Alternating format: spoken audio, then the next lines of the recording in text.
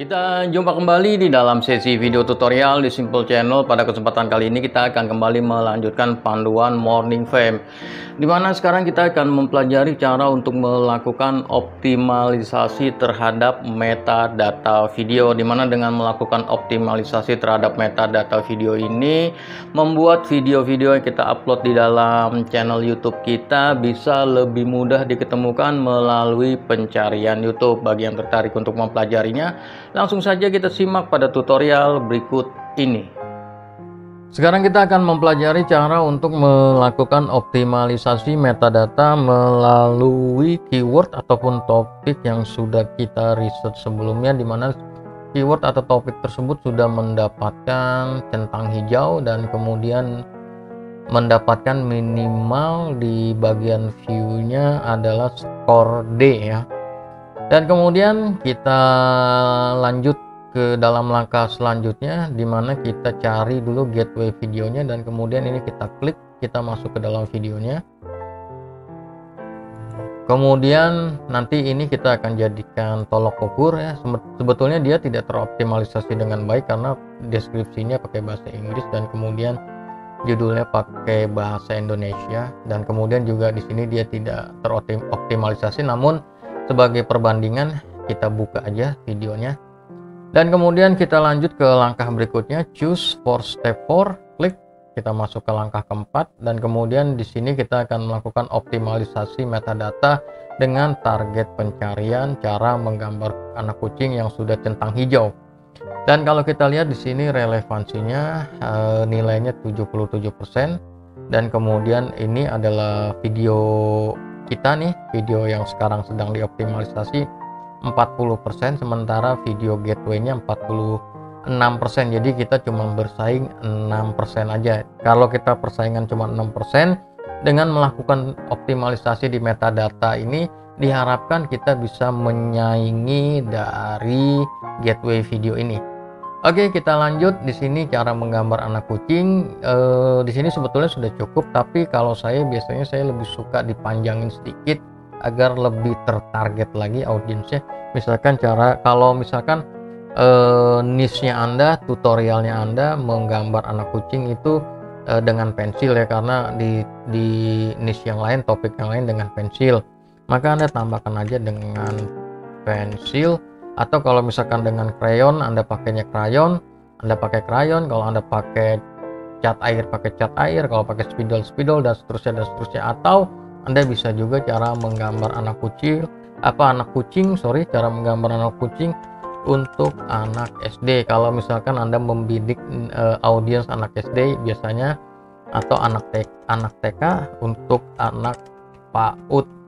Kira-kira kurang lebih seperti itu. Tinggal tergantung dari niche Anda. Jadi itu dipanjangin sedikit, ngikuti dari niche Anda dengan pensil. Atau kalau nggak mau juga nggak jadi masalah. Tapi kalau menurut saya ini jauh lebih dekat dengan audiens kalau kita berikan embel-embel sedikit yang lebih personal sifatnya. Di sini saya tahu dia turun 36% dari 40. Kalau sebelumnya dia 40 banding 40, nggak jadi masalah. Oke, karena kita tetap membidik keyword utamanya ini. Selanjutnya kita masuk ke deskripsi. Pastikan di dalam keyword yang awal itu ada keyword cara menggambar anak kucing di deskripsinya. Maka depannya kita berikan tambahan panduan, tutorial, atau kira-kira kata-kata lain yang bisa menghubungkan dengan keyword. Dalam contoh ini panduan cara menggambar anak kucing. Dan kalau Anda lihat di sini nilainya langsung B, masuk ke 93%. Ini 20 banding 20 langsung. Oke, berarti sudah masuk. Tinggal selanjutnya kita pertegas saja.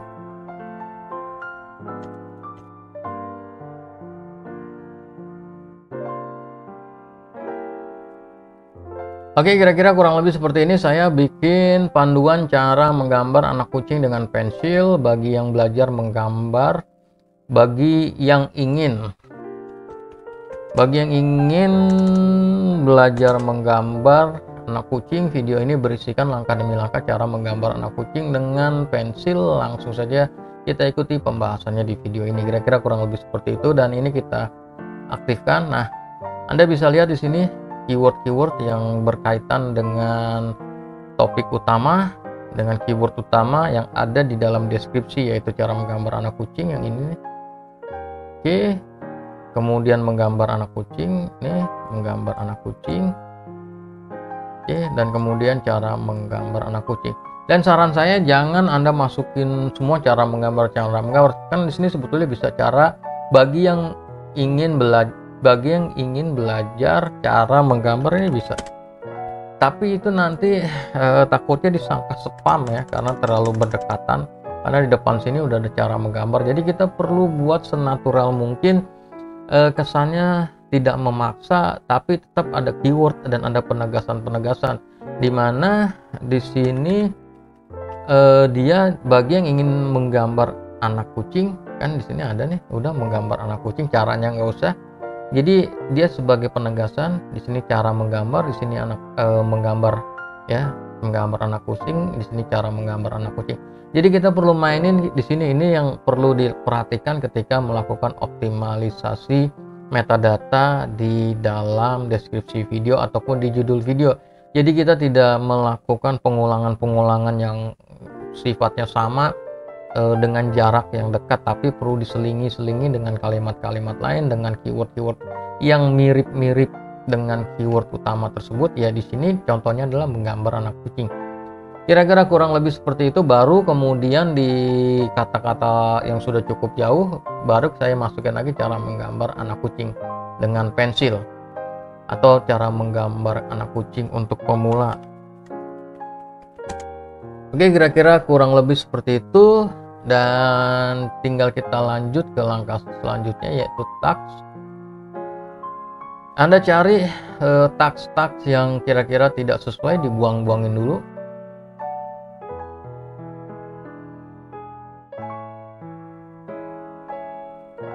Dan kita mendapatkan nilainya turun, jangan khawatir. Sekarang kita masukin keyword-keyword yang terkait dengan cara menggambar anak kucing, dan lain sebagainya. Misalkan belajar menggambar anak kucing.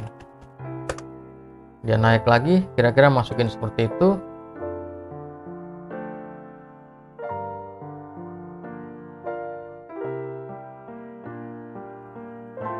Oke, kira-kira kurang lebih seperti ini. Dia masih ada centang merah, nggak jadi masalah.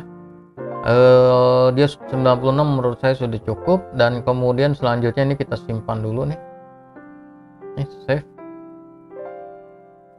Dan kemudian di sini thumbnail ya, thumbnail yang terkait dengan tutorial cara menggambar anak kucing nih. Nah, tentu saja Anda harus buat thumbnail yang jauh lebih menarik dari thumbnail ini. Dan kemudian selanjutnya simpan metadata Anda ini.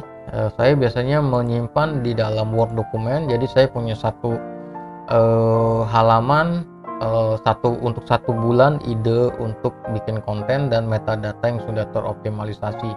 Jadi saya riset dulu, dan kemudian setelah dapat, dan kemudian nanti baru saya bikin videonya, dan nanti kemudian judul dan deskripsinya dan tagsnya saya tinggal copy paste dari Word dokumen ini.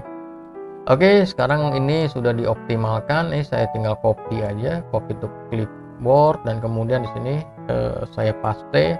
Nah, kayak gitu. Dan kemudian ini copy lagi, dan ini paste lagi. Dan selanjutnya tagsnya copy dan dipaste. Dan selanjutnya lakukan riset untuk video kedua, video ketiga, dan video seterusnya, dan kemudian simpan di dalam komputer Anda seperti ini.